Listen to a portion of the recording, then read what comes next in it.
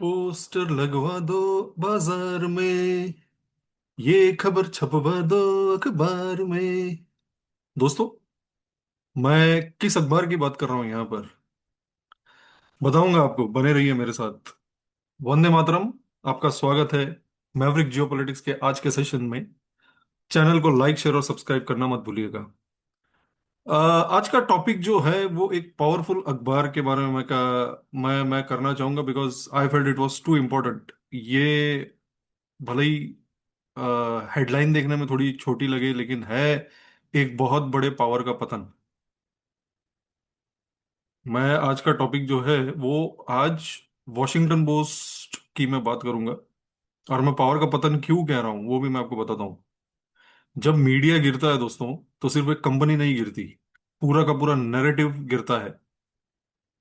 और आज दुनिया एक ऐसे दौर में खड़ी है जहां पुराने नैरेटिव ध्वस्त हो रहे हैं और नया सिस्टम जन्म ले रहा है। वॉशिंगटन पोस्ट एक टाइम पर दुनिया का सबसे पावरफुल न्यूज़पेपर, वाटरगेट जिसने वाटरगेट स्कैम एक्सपोज किया, प्रेसिडेंट्स को हिलाकर रख दिया, गवर्नमेंट्स को लेक्चर दिए, और आज 800 जर्नलिस्ट्स में से 300 को निकाल दिया इस कंपनी ने। मैं कंपनी इसीलिए बोल रहा हूँ क्योंकि सैक कर दिया गया उनको। उनमें by the way Shashi Tharoor के बेटे भी हैं, ईशान थरूर। उनको भी बाहर कर दिया कंपनी ने। भारत डेस्क बंद, वेस्ट एशिया का डेस्क बंद, अफ्रीका डेस्क बंद, क्लाइमेट वाला डेस्क क्लोज्ड, स्पोर्ट्स बुक्स सब खत्म। लॉस $100 मिलियन से ज्यादा। सवाल यह है दोस्तों, क्या जर्नलिज्म खत्म हो गया है या फिर एक टाइप का जर्नलिज्म खत्म हो गया है? सच यह है कि पुराना जर्नलिज्म जो है वो मर गया है, खत्म हो गया है। एक बात हम भारत में सालों से करते आए हैं कि बीबीसी ने ये बोला तो सच होगा, वॉशिंगटन पोस्ट ने ये लिखा है तो यही सबसे बड़ा प्रूफ है। दोस्तों, यही थी एक कॉलोनियल हैंगओवर हमारे देश में। अंग्रेज तो चला गया, लेकिन अंग्रेज का सर्टिफिकेट हमने नहीं छोड़ा। आज भी अगर कोई विदेशी अखबार भारत के खिलाफ लिखे तो हमारे अपने लोग कहते हैं देखो बाहर से भी बोला जा रहा है। और यही प्रॉब्लम थी हमारे कंट्री की। वॉशिंगटन पोस्ट, बीबीसी जैसे आउटलेट्स खुद को जज समझने लगे थे। पर दोस्तों, जज भी तो तभी तक होता है जब तक लोग उसकी कुर्सी को मानते हैं। करेक्ट। वॉशिंगटन पोस्ट के लेऑफ्स के बाद कुछ जर्नलिस्ट्स के लेटर आए। उनका मैसेज था, हमने आपके लिए बहुत कुछ किया है, इतना कुछ किया आपके लिए कि हमने तो लिटरली हमारी पैंट उतार के आपके सामने रख दी है। और वहीं पर असली बात पकड़ में आती है दोस्तों। जर्नलिज्म का मतलब क्या होता है दोस्तों? सच दिखाना, पावर को क्वेश्चन करना। लेकिन यहां क्या हो रहा था? एक देश को एक ही लेंस से दिखाया जा रहा था। सिर्फ नेगेटिव फ्रेमिंग, सिर्फ सिलेक्टिव आउटरीच, और सिर्फ आइडियोलॉजिकल स्टोरी टेलिंग। भारत के बारे में बोला जाता था कि डेमोक्रेसी खतरे में है, मेजोरिटी डेंजरस है, हिंदू मेजोरिटी, कल्चर रिग्रेसिव हो रहा है। पर ग्राउंड रियलिटी, लोग वोटिंग तो कर रहे हैं, इकोनॉमी तो बढ़ रही है, इंफ्रास्ट्रक्चर तो बन रहा है देश का। ऑडियंस ने ही एक दिन पूछ लिया, अगर इतना सा बुरा है हमारे देश में तो हम जी कैसे रहे भाई? और वहीं से क्रेडिबिलिटी इन वॉशिंगटन पोस्ट वालों की टूटनी शुरू हुई। अब मैं आपको एग्जाम्पल्स के साथ बताता हूं how legacy western media framed India. कैसे ये पावरफुल पैसे वाले media houses, BBC, New York Times, Washington Post, ये कैसे फ्रेम करते हैं इंडिया को। Example number 1, on Indian democracy. ऐसा बोला गया कि India is sliding into an authoritarianism under strongman leader. इस फ्रेमिंग को रिपीटेडली यूज किया गया by the outlets like the Washington Post and the New York Times. Now, why it hurt India? Ignored, they have ignored repeated national and state elections. 1.4 billion की जो लोगों की population है, उसके democratic choice को एक पर्सनैलिटी बताया गया। Supplied ammunition to foreign policy makers to question India's legitimacy. ये तो बहुत पुराना इनका तरीका है। फॉरेन पॉलिसी मेकर्स को भारत की लेजिटिमेसी हमेशा क्वेश्चन करो। जब वोट अमेरिका में हो then it's a people's mandate, पर जब वोट भारत में हो तो वो पॉपुलिज्म है। Second example, Kashmir. India clamps down on Kashmir. India is silencing the dissent in the world's most militarised zone. इन लोगों ने कश्मीर को मोस्ट मिलिटराइज्ड जोन करके बताया। कॉमन फ्रेमिंग, ये बीबीसी और वॉशिंगटन पोस्ट की कॉमन फ्रेमिंग थी। मिसिंग क्या था? आपको अगर बोलना है तो बताइए ना, पाक बेस्ड टेररिज्म है कश्मीर में। आपको अगर बोलना है तो ये बताइए कि एथनिक क्लेंजिंग हुई है कश्मीरी पंडितों की। आपको अगर बोलना है कश्मीर के बारे में तो ये बताइए कि क्रॉस बॉर्डर जिहाद नेटवर्क हुआ है, होते रहा है, हवाले के नेटवर्क से पूरा पैसा जाता था कश्मीर में। ये बताइए। टेरर का सोर्स फुटनोट में और रेस्पॉन्स हेडलाइन में, ये लोग ये करते थे कश्मीर के बारे में। एग्जाम्पल नंबर 3,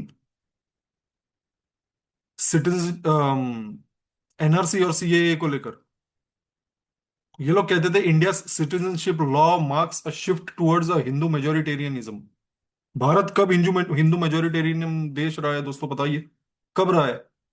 पिछले 11 साल में भी नहीं बना है भारत।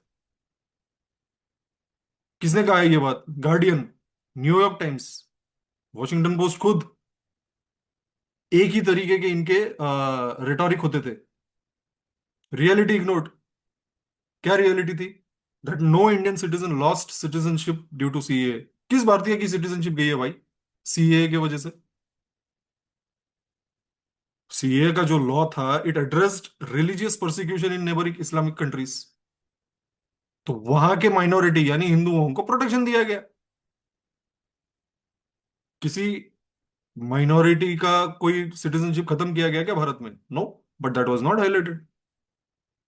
और ऐसे ही similar religion based asylum laws तो वेस्ट में भी हैं। आप उनको तो नहीं चैलेंज करते, बट भारत जब सीए ले आए तो भारत के ऊपर क्वेश्चन करेंगे। जो यूरोप में असाइलम पॉलिसी है वही भारत में एक एक्सट्रीमिज्म करके बताया गया। चौथा example, minority narrative. India's minorities are increasingly unsafe under the current regime। Recurring claim होते थे इनके एडिटोरियल्स और ऑप एड्स में। क्या डेटा कॉन्ट्राडिक्ट होता था? माइनॉरिटी पॉपुलेशन तो भारत में बढ़ रहा है, वो बताओ आप। आपको अगर माइनॉरिटी के बारे में बात करना है भारत में तो आप ये बताइए कि minority population growth is outpacing the majority of the Hindu population. वो तो आपको नहीं बतानी है। कोई स्टेट स्पॉन्सर्ड प्रोसिक्यूशन का एविडेंस ही नहीं है, क्योंकि होता ही नहीं है। तो एविडेंस कहां से लाएंगे ये लोग? लेकिन नहीं, वही कॉलोनियल कॉलोनियल माइंडसेट। मैंने कह दिया मैं जज हूं, तुम दरबारी हो, तुम्हें सुनना है। डेमोक्रेटिक इंस्टीट्यूशंस जो हैं भारत के वो तो नॉर्मली फंक्शन कर रहे हैं। लोग जाके वोट कर रहे हैं बीजेपी को अगर, तो उसमें फ्रेमिंग क्यों कर रहे हो? पहले तो कांग्रेस को वोट ज्यादा था, तो इतने साल तो कांग्रेस ने अपनी सरकार चलाई है। If the opposition is weak, what can BJP और Modi do? Show that in your newspapers.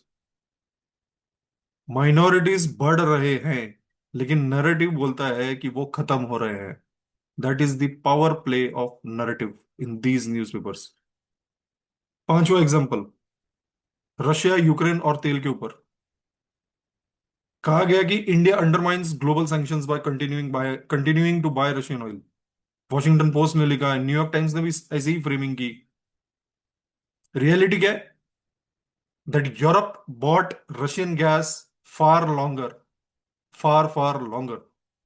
India prioritised energy security for poor citizens. भाई मेरा गरीब देश है यार, मेरे गरीब देश के गरीब लोगों को सिक्योरिटी चाहिए, एनर्जी सिक्योरिटी। मैं कहीं से भी लूंगा। तुमको इतनी तकलीफ है, पहले तुम बंद करो। रशिया से सबसे ज्यादा गैस तो तुम ले रहे हो, और रशिया का ही रिफाइंड ऑयल हम तुमको बेच रहे हैं। तुम लेना बंद करो ना भारत से। रिलायंस के जामनगर रिफाइनरी से जो आप ऑयल खरीद रहे थे उसको बंद करो।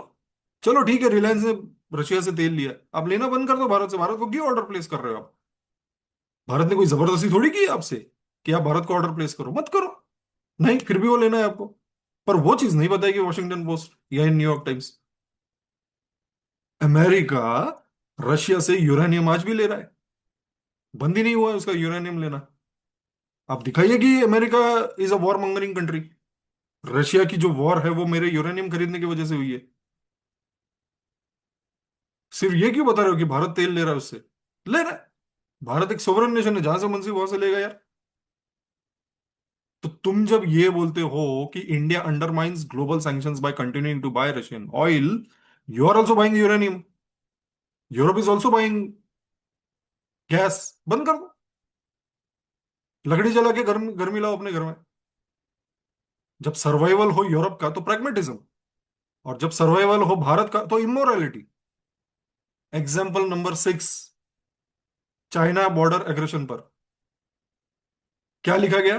Tensions rise as India and China clash along disputed border, and what was avoided? Clear Chinese incursions. Incursions China ने किए थे। यूनिलैटरल स्टेटस को चाइना ने चेंज किया था। अटैकर और डिफेंडर को एक ही सेंटेंस में बराबर कर दिखाया इन्होंने। न्यूट्रलिटी नहीं होती है, डिस्टॉर्शन होता है। और यही किया था आज तक वॉशिंगटन पोस्ट ने। सातवां example, on culture and civilisational identity, क्या लिखते थे ये लोग? India's ancient traditions clash with modern liberal values. इसके नीचे अंडरलाइंग बायस क्या है? वेस्टर्न मॉडर्निटी मतलब डिफॉल्ट है, और नॉन वेस्टर्न ट्रेडिशंस मतलब सस्पेक्ट है। आप जो कह रहे हो मॉडर्निटी है, वही डिफॉल्ट मॉडर्निटी है। और जो आपके अलावा कोई अपना कंट्री का कोई ट्रेडिशन फॉलो करे, वो देहाती है, वो सस्पेक्ट है, वो कोई कल्चर ही नहीं है। सनातन धर्म को इन्होंने पोर्ट्रे कैसे किया? Obstacle, not philosophy. What is Sanatan Dharma in in reality? It's a philosophy. Philosophy को तुमको मानना है मानो, नहीं मानना है मत मानो। हिंदू ही नहीं मानते बहुत सारे सनातन धर्म को। So that's okay, let let the Hindus live ना। आप हिंदुस्तान में आके प्रोपेगेंडा क्यों चलाते हो? जिस हिंदू को फॉलो करना है करेगा। हिंदू धर्म इसीलिए तो अलग है ना क्रिश्चियनिटी और मुस्लिम से, जो एब्राहमिक रिलीजन है। वहां पे क्या गया है कि एक ही भगवान है। सनातन धर्म में तो ऐसा नहीं कहा गया। सो ये सनातनी जो है चलने दो ना अपने देश में यार, तुमको क्या तकलीफ है? तुम क्यों ये पोर्ट्रे करो कि सनातन धर्म गलत है? अच्छा, तुम जो बोलो वो सही, और सनातन धर्म गलत। मॉडर्न होने का सर्टिफिकेट देता था वेस्ट इन वॉशिंगटन पोस्ट, न्यूयॉर्क टाइम्स, इनके थ्रू। और कल्चर का बिल हमेशा ईस्ट भरता है, ईस्ट, नॉट दी वेस्ट। भारत भरता है हमेशा। प्रॉब्लम ये नहीं थी कि वेस्टर्न मीडिया इंडिया पर लिख रहा था।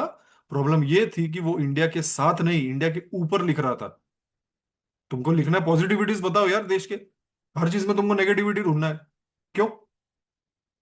सिर्फ नेगेटिव ही दिखता है भारत का।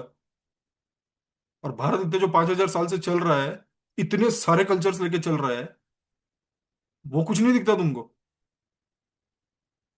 एनीवेज, इनके पतन का दोस्तों एक और पार्ट है कि वॉशिंगटन पोस्ट को बंद क्यों करना पड़ा। सबसे बड़ा दुश्मन वॉशिंगटन पोस्ट का कोई सरकार नहीं बनी।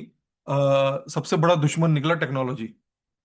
आज एक आदमी फोन से स्टूडियो बना लेता है, एक माइक्रोफोन से चैनल चला लेता है, एक क्रिएटर करोड़ों का इंफ्रास्ट्रक्चर को हरा देता है। यूट्यूब, सोशल मीडिया, पॉडकास्ट ने एक बात क्लियर ये कर दी कि गेट कीपर्स हटा दिए। अब न्यूज एडिटर्स डिसाइड नहीं करता क्या देखा जाए, ऑडियंस डिसाइड करती है। और ऑडियंस क्या चाहती है? ना चिल्लाना, ना ड्रामा, ना फेक डिबेट। जनता चाहती है context. Why, how, who benefits. And that is why you are here maverick geopolitics में।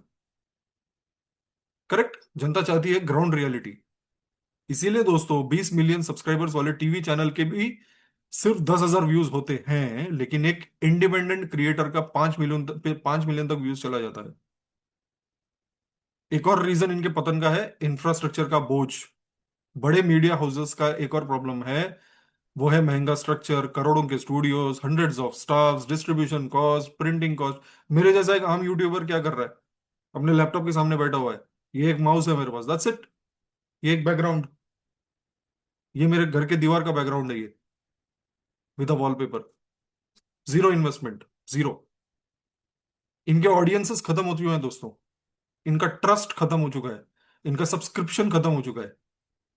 ये ऐसा ही है जैसे आप रॉयल पैलेस मेंटेन कर रहे हो, लेकिन रहने वाले ही नहीं रहे।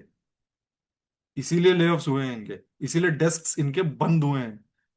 ये पनिशमेंट नहीं है, इट्स एन इकोनॉमिक्स। मैंने जो आपको पहले बताया वो रियलिटी थी इनकी भारत के बारे में। ये लोग करते क्या थे भारत में, भारत में ही बैठ के भारत के ही खिलाफ प्रोपागेंडा चलाते थे। और भारतीय लोगों को ही ये लोग रिक्रूट करके कराते थे। कोई वॉशिंगटन से बंदा नहीं आता था भारत के बारे में नेगेटिविटी फैलाने के लिए। ये भारत में पिक एंड चूज करते थे कि कौन एस्टेब्लिशमेंट के खिलाफ बात कर सकता है, कौन एक लार्जर मेजोरिटेरियनिज्म के खिलाफ है। बाकायदा उसका सिलेक्शन प्रोसेस चलता था इनके थ्रू। ये लोग ग्रिल करते थे उन लोगों को, and then they used to choose, and then they used to compel them to write against the country. Washington Post जैसे लोग, good that they have fallen, good, that's a natural justice. Sorry to put it that way, that's a natural justice. आपने जो भारत के खिलाफ लिखा है, good that you have gone down. I am very very happy. एक और गलती जो इन लोगों से हुई है दोस्तों, वो ये है कि ऐसे बड़े बड़े मीडिया हाउसेस जमीन से कट कट चुके हैं। They don't show the reality. Media का काम होता है जमीन पर जो हो रहा है वो दिखाओ, जनता तक पहुंचाओ। लेकिन यहाँ उल्टा करते थे ये लोग, अपना ही एजेंडा चलाते थे। दोस्तों, कंक्लूजन में मैं आपको ये बोलूंगा कि वॉशिंगटन पोस्ट का पतन किसी की जीत नहीं है या किसी की हार नहीं है। ये एक युग था जो अंत हो गया, बहुत ही अच्छी बात है, खत्म करो। जो इंस्टीट्यूशंस पावर के साथ चिपक गए, आइडियोलॉजी में फंस गए, ऑडियंस को अंडर एस्टिमेट कर गए, वो गिर गए। Prime example. और जो अडेप्ट करते हैं, समझते हैं, जमीन पर रहते हैं, वही बचते हैं। I am waiting for the day when BBC falls in India. मैं फिर आऊंगा और एक सेशन करूंगा बीबीसी के ऊपर, और उनके काले चिट्ठे निकालूंगा कि किस तरह बीबीसी प्रोपेगेंडा चलाता है हमारे देश में। मुसलमानों को हिंदुओं के खिलाफ भड़काता है, हिंदुओं को क्रिश्चियंस के खिलाफ भड़काता है। अब रास्ते में निकल के जाओ दोस्तों। अब रास्ते पे जाइए। आपको एक मुस्लिम मिलेगा, एक क्रिश्चियन मिलेगा, क्या आपका बैर है उसके साथ? बिल्कुल नहीं। आप नॉर्मल बात करते हो यार, आप भारतीय हो। These people run the agenda. ये लोग एजेंडा ऐसा रन करते हैं वेर इट शोज कि boss, this is the and. आपका दोस्त सलीम हो सकता है, आपका दोस्त जॉर्ज हो सकता है। सो घर के बाहर मिलिए, ऑफिस में मिलिए, we meet so many people. कभी हमने ऐसा फील किया? नहीं। But these people put that feeling inside us. Good that Washington Post has fallen. I am really really happy. BBC, अगला आप गिरोगे दोस्त, and I wait for that day. चलिए दोस्तों, यही पर आज का सेशन हम अंत करते हैं। अ, अगर आपको लगता है कि नरेटिव का बॉटल नहीं, बैटल, नरेटिव का बैटल सिर्फ बॉर्डर्स पर नहीं, दिमाग में भी चल रहा है, तो इस वीडियो को प्लीज शेयर कीजिए, प्लीज।